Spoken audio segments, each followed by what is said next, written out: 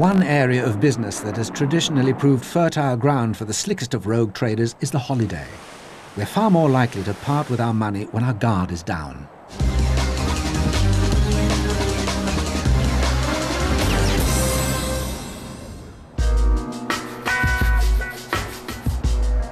This is the Lanzarote Beach Club, an upmarket timeshare resort in the Canary Islands.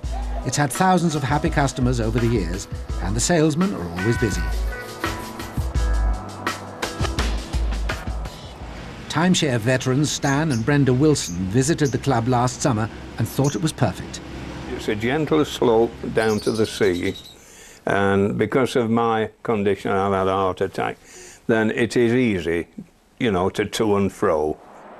While they were there, sales staff persuaded them to sell their existing timeshare in the Algarve and to pay an additional £12,000 lump sum for holidays at the new development, Lanzarote Beach Club 2.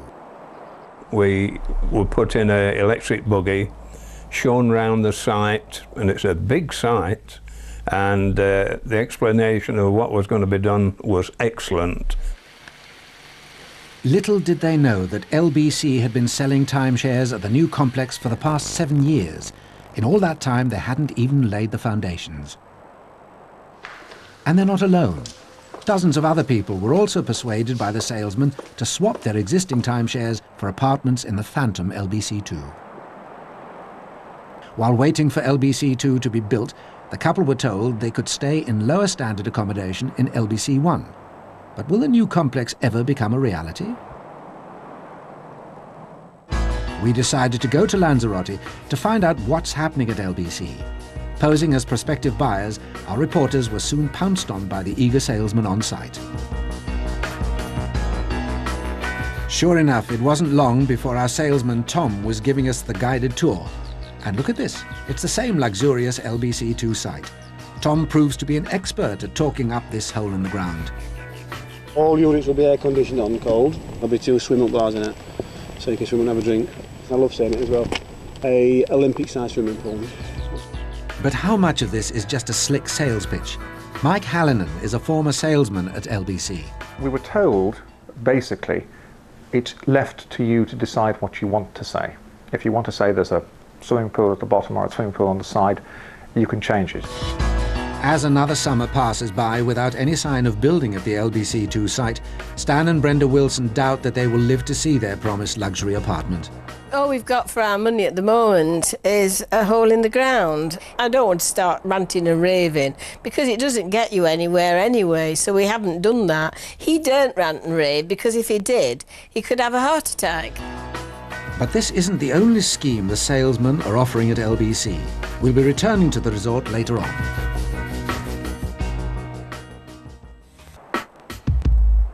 Welcome back to Lanzarote Beach Club. This is the resort where for the last 7 years salesmen have been selling timeshare at this phantom complex next door. Posing as prospective buyers, our undercover reporters are given the tour by salesman Tom. But he's got a new sales pitch, a complicated points scheme called IVC, International Vacation Club. LBC members George Watson and his partner Joan were given the same hard sell. They were giving me 6 weeks accommodation in 5-star hotels and apartments throughout the world. That was a promise, that's why we parted with the money, and that's why we signed the contract. This is how it works. Members who owned timeshare weeks at Lanzarote Beach Club sold them back to the new company, IVC, and paid a further lump sum to upgrade to the new system.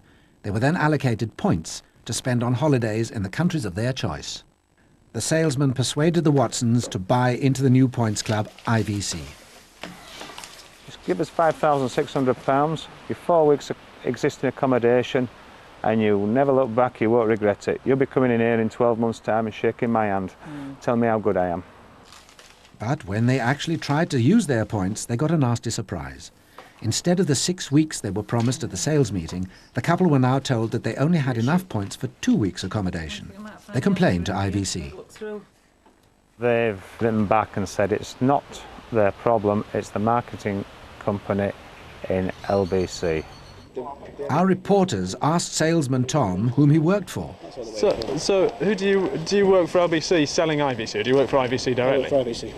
Right, Yeah. okay, right.